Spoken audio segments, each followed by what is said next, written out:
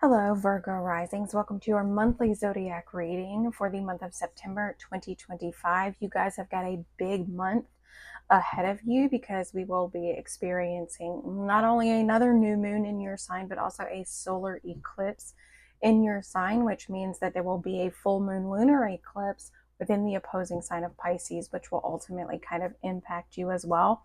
Not only that, but Mercury and Venus are moving into your sign this month. So this month is kind of all about you. So as always, we will pull an overall energy theme for the month. We will pull tarot for each week. We will discuss those messages as well as correlate those messages to the astrological transits taking place in those weeks. We will get additional clarifying messages as well as some additional oracle guidance. So let's see what Virgo risings need to know for the month of September 2025.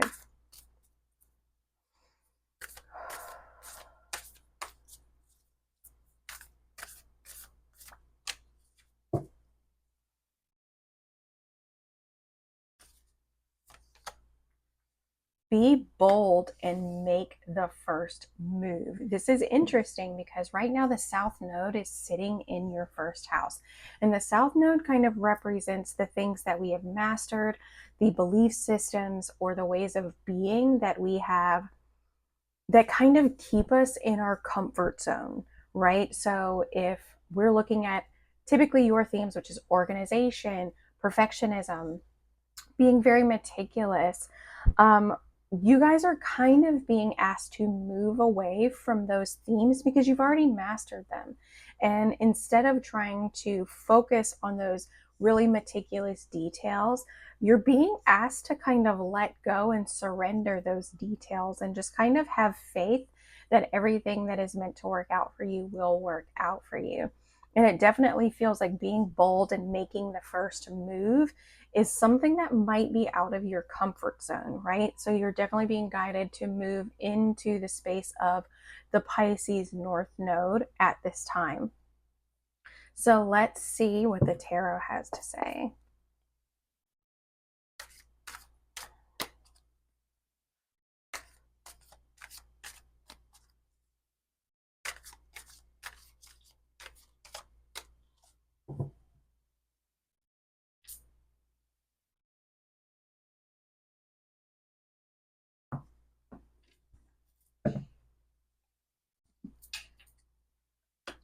Very nice. So here in the first week, we've got the Ace of Wands.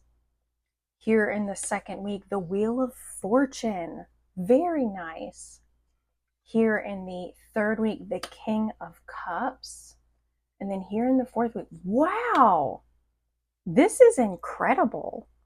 This is beautiful. So one thing that, of course, we notice is that all of the cards are direct. And we start off and end the month with Wands energy. Wands is about creation. It's about growth. It is about courage and boldness and action, right? Here we have the Wheel of Fortune, which is a major arcana. So this is the week that the lunar eclipse is Pisces is taking place. And if you guys are being bold and you're making the first move, this is really what that feels like. Here in the first week, you've got the Ace of Wands, and that literally could be you making the first move. Aces are new beginnings or new opportunities. And like I said, Wands is spirituality, it's growth, it's desire, right?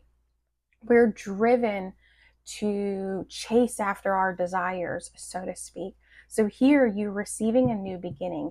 This is the week that Saturn will be retrograding back into the sign of Pisces. It will be sitting at the 0 degree, which is a critical degree. It represents new beginnings, but you've already been here. And it could be that whatever is kind of coming up, the energy that is coming up here in the first week, you recognize what's happening and maybe even how to handle it. And it's encouraging this new beginning of growth. Pisces, for you guys, sits in your 7th house. This is your 7th house of one-on-one long-term relationships, even business contracts and your interpersonal intimate relationships. So it could be that you're being guided. If you guys are single and you are looking for someone new, be bold and make that first move. Could also represent a brand new attraction, right? Maybe you meet someone new and you are very attracted to them and you are being guided to make that first move. On the second, Mercury, your ruling planet, the planet of thoughts, ideas, and communication, is moving into your first sign. So it could be that you're very clear and communicative about who you are, what you stand for, and your outlook on the world. You might be very willing to communicate those things to others. On the 6th, Uranus is going retrograde within the sign of Gemini at the 1st degree. Gemini for you guys sits in your 10th house. This is your house of career. This is your house of public image and even reputation. Uranus being in that sign could be shaking things up for you along those lines. Maybe you're feeling a little rebellious at work. Maybe you're not quite looking at the world or looking at your career or your workplace the way you once did. Things are really shifting and changing within your career and your public image. And it also could represent that with Uranus going retrograde, you may be going back and you may be reviewing some of the changes that have recently been made. Maybe you're being guided to revamp some of the changes that have been made. Okay. Here in the second week, you have got the Wheel of Fortune. The Wheel of Fortune kind of represents a turning point within the energy itself. It represents kind of going with the flow of life, which is really cool because on the 7th, the full moon, lunar eclipse in Pisces, again, having Pisces being in your 7th house. This is your house of interpersonal relationships, contracts, marriage contracts, business contracts, intimate relationships. Something is shifting, something is changing, and something is moving forward. Okay, the full moon is a buildup of energy. It is a time of completion and even kind of represents a sense of resolution, like something is kind of coming to an end. And this is the peak point where it will begin to manifest. That ending will begin to manifest. And eclipses kind of make that energy a little erratic. So we never want to perform rituals or manifest during eclipse season because the energy is just very, very chaotic. But with it happening in Pisces, it could be that there is some sort of resolution that is occurring within your 7th house that is actually allowing the energy to move forward or is even prompting you to move forward with a new cycle of life. On the 13th, we will have a Sun-Mercury cazimi within the sign of Virgo. So this is, again, happening in your first house. This is your house of self. A Sun-Mercury cazimi, so say you've got the Sun and you've got Mercury, they are literally sitting right next to each other. They are sitting literally right on top of one another. And what happens is that the Sun actually amplifies the themes and traits of that planet. So this is Mercury. So it could be that new ideas are popping forward, truths are revealed, a large amount of clarity, maybe around your sense of identity, is coming forward for you. Here in the third week, we've got the King of Cups. Now, the King of Cups represents someone who has kind of mastered their emotional state. They are emotionally available. They are emotionally regulated. And as a result, they're someone who is very, very heart-centered.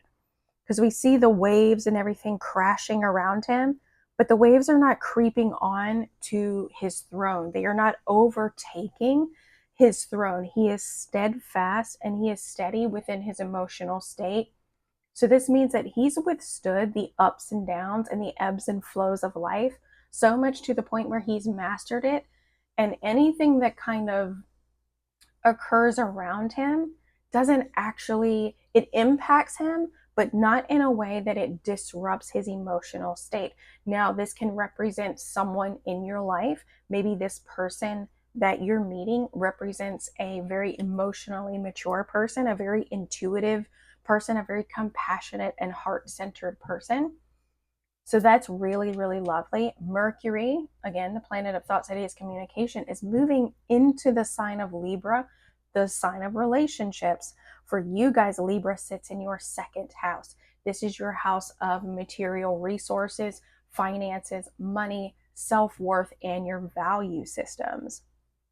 So this is moving into your second house. You could have a lot of ideas or even a lot of communication about what it is that you value. All right, now we have that is happening on the 18th. On the 19th, Venus is moving into your first sign or into your first house. It is moving into the sign of Virgo. Now, Venus is not very at home in your sign. You guys are very meticulous. You guys are very organized, structured, really focused on things like refinement and simplicity.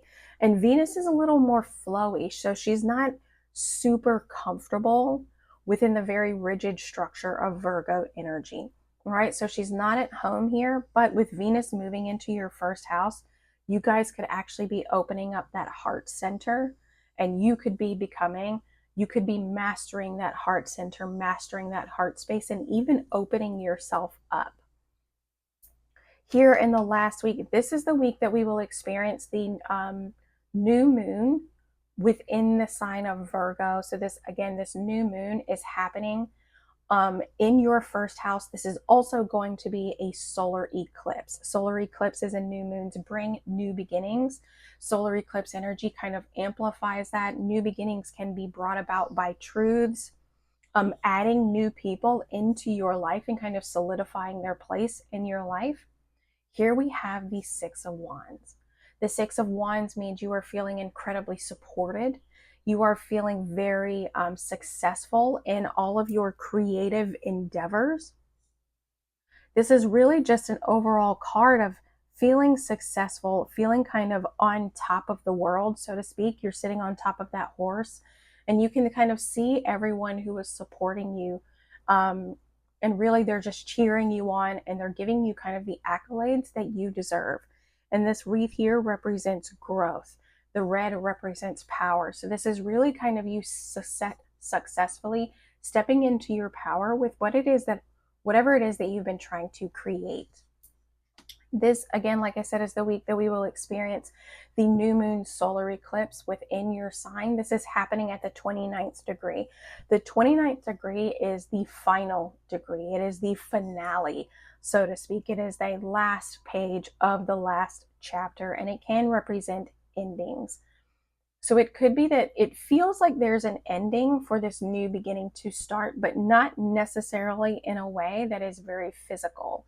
It definitely feels like almost like mentally there's something that is coming to an end, and you're actually able to step more into this space of feeling more confident and feeling more successful with everything that you've achieved so far, and really, like I said, feeling more supported. So that's a beautiful energy.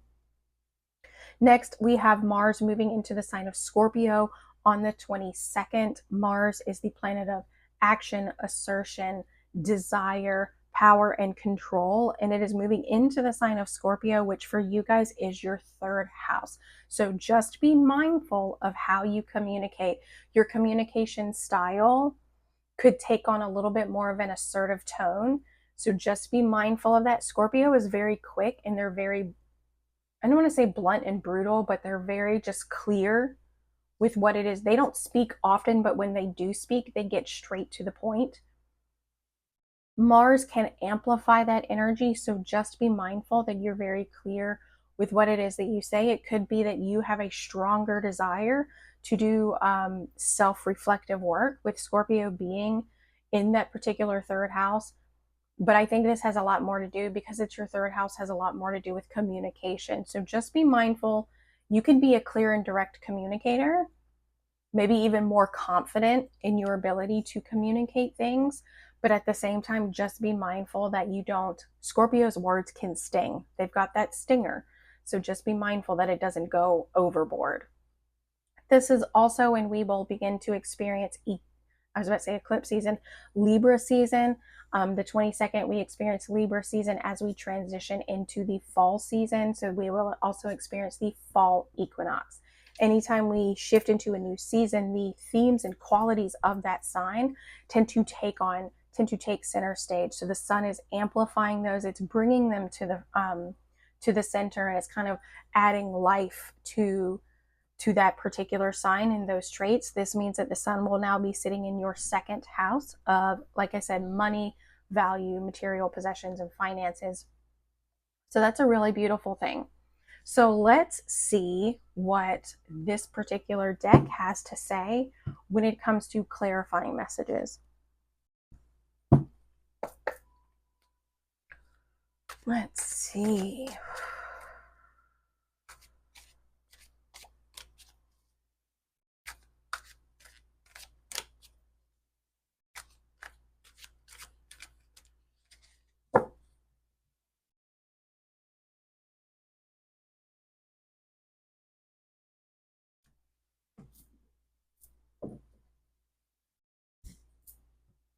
Here in the first week, Judgment, okay?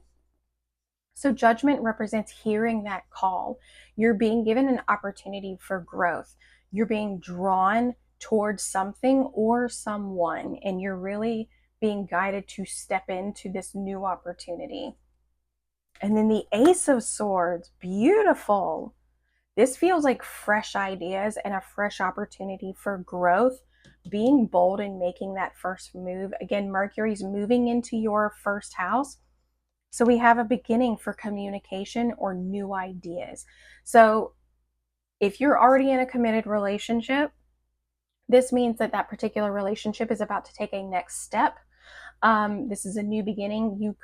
Somebody could ask you a very important question, or what it is that you meet someone new, you're very attracted to this person, you're very drawn to this person with the Judgment card being there. Remember, the Judgment, like I said, is representing hearing a call, being really drawn towards something. And then we've got the Ace of Swords, which represents a new beginning, a new idea, or new communication. So if you're already in a committed relationship, you guys could be taking the next step towards a deeper commitment. You could also be meeting someone new and really wanting to communicate, really wanting to get to know that person. And like I said, being bold and making that first move. So that really is lovely. And again, the reason I'm saying it focuses on maybe relationships is because the full moon lunar eclipse is happening in Pisces, which is your 7th house. This, again, maybe it's your career, because we've got business contracts. This is like a new opportunity for growth when it comes to your career.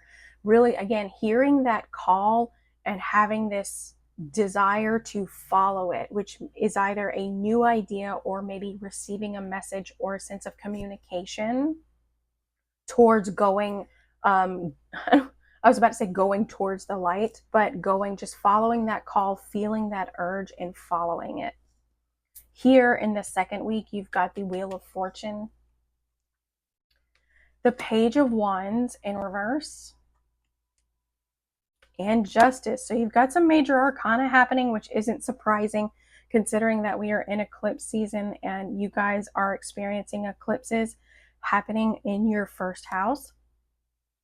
But with the Page of Wands, when it's in reverse, can represent that the energy itself is just very scattered, right? Maybe your ideas are everywhere, things are just moving. This is the week of the full moon lunar eclipse. But this is definitely your opportunity to take control, right? The Wheel of Fortune is about taking a sense of control. It's about the energy moving forward and you feeling very confident. And almost, it feels like very stable. I keep imagining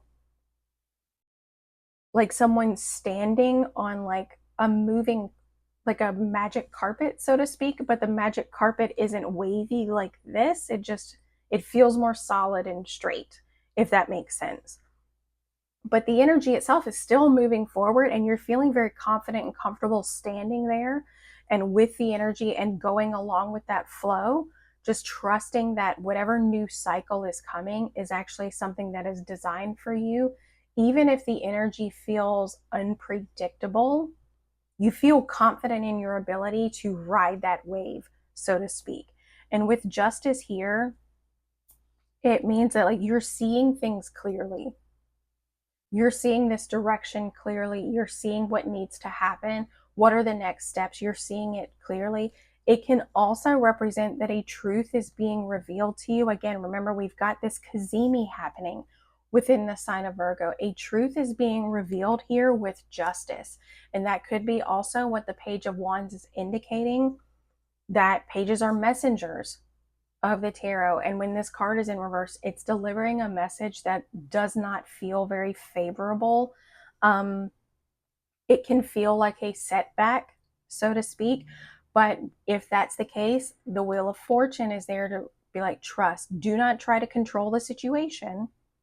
Just understand that the energy that's moving forward, this truth that's being revealed, was meant to happen, and it is meant to help redirect you towards the appropriate path. Okay? Here in the third week, the King of Cups, the Knight of Swords. Listen to your heart and don't be so quick to take action. The Knight of Swords, when he's direct, he is very quick. He is relentless in his pursuit. When he is in reverse, he's much more cautious and he moves a little slower. And this definitely feels more like listening to your heart versus listening to the mind. And allow yourself to regain a sense of independence. The Nine of Pentacles, when she's in reverse, she's the Lady of Leisure, and she's kind of regaining her sense of independence. And looking at these cards now, it may be the next step that if you're in a committed relationship, it may be the next step that occurs is that you choose to separate from the person. That's the clarity that you receive.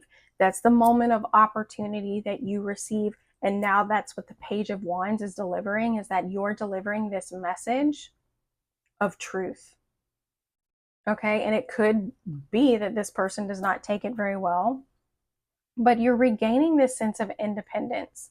So listen to your heart in this, and if it is calling you to go forward by yourself, and or maybe even is just to take time for yourself to regain this sense of independence and this sense of balance, then let it do that. Follow, again, with judgment being here, with justice being present, the Wheel of Fortune being present, you are really being guided to follow your gut. Whether that is to commit to a new relationship, whether that is commit further and deeper in a current relationship, or whether that is even meaning to leave a relationship, follow that instinct. Follow it, follow it, follow it, and don't be afraid to say yes or no. Here in the last week, the Six of Pentacles, or excuse me, Six of Wands, the Three of Pentacles in reverse, and the Lovers. So with the Six of Wands, again, feeling very successful, very supported, feeling actually very good about where you are and how you're growing and how you're moving along.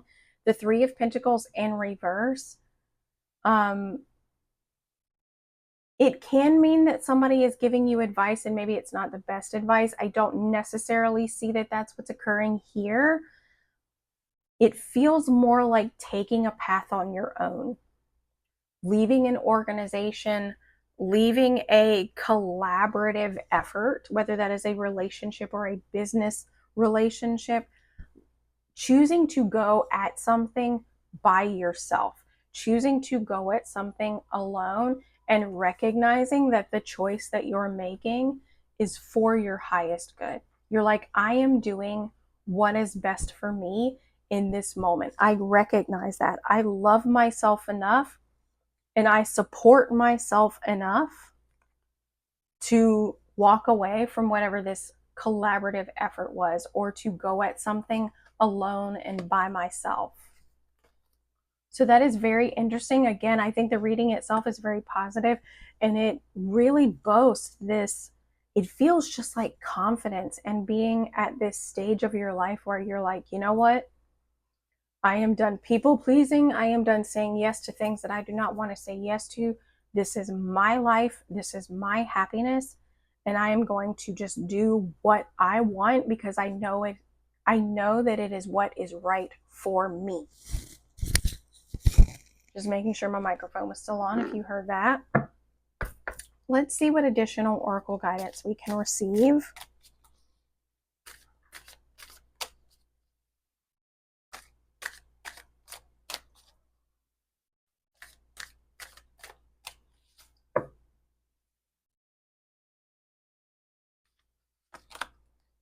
Prioritize reflection. With judgment there, so judgment is ruled by Pluto. Reflection is very much a Scorpio thing. So this could be you're being presented with an opportunity for growth, and you're being presented with an opportunity to ask deeper questions of yourself. If you're getting a call to do some reflective work, to do journaling, to go off in a place of solitude so that you can hear yourself think, so that you can see the direction more clearly, do it. That is what you are being guided to do. Whatever that call is, whatever that pull, whatever that that pull is that's kind of guiding you and pulling at you, you need to follow it. Okay? Prioritize that reflection and see what new ideas are coming up, what kind of communication is coming up, and really where it is that you're being drawn to grow towards. The ship has sailed. Something has been decided with the Justice card. Something has been decided, and you're having to communicate a truth. And it could be that like you're like, I'm going to have to tell this person something, and they're not going to like it. It's unfavorable news, right? They're not going to like it, but I know that it is what is right for me. I know that it is what I am meant to do. You cannot move forward if you are carrying unnecessary baggage, or if you're carrying people along that are just no longer meant to be there. Okay? So remember that when you deliver this message, it might be that you just have to rip this Band-Aid off. Don't sugarcoat it.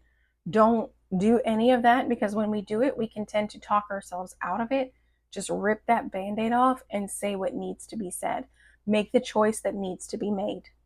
Okay, the ship has sailed. It is time to move forward. Here with the Wheel of Fortune, the energy is going to move forward, and you better be on that ship if it's leaving. Emotional baggage. I said something about emotional baggage earlier. Like I say, you can't move forward if you're carrying around emotional baggage. And this card is all about like you carrying it. The description was about you're getting on a plane with this bag. Are you going to carry everybody else's bag too? Or are you just going to be responsible for your bag? And that ties along with the Lady of Leisure regaining her sense of independence.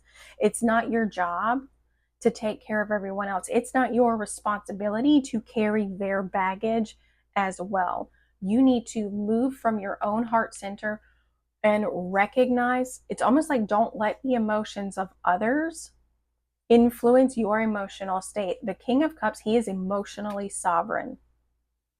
He is an island all to himself. He can hold space for the emotions of others.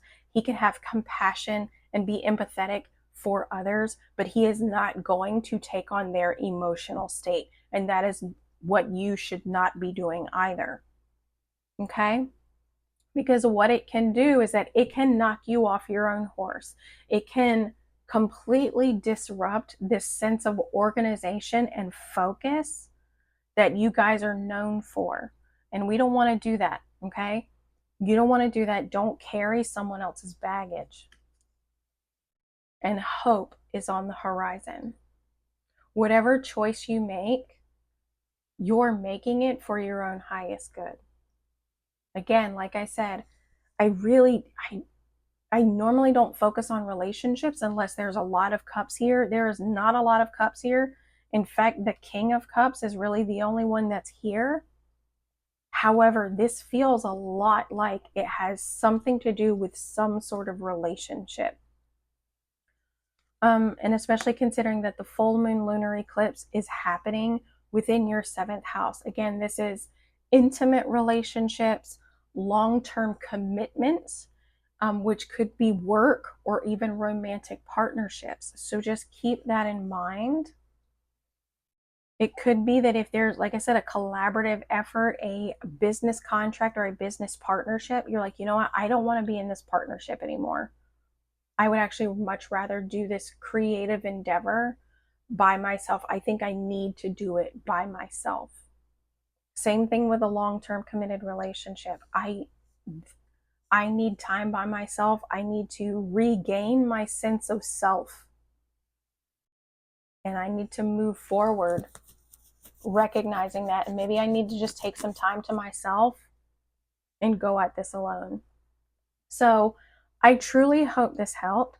I hope you guys have an incredible month. I know it's going to be hectic, but just ride that wave. That is what eclipse energy is really there for. We are just riding this wave to see how things unfold. So that way, when eclipse season is over, you can look at this new terrain of your life and figure out where you need to go. So I truly hope this reading helped, and I hope you guys have an incredible month.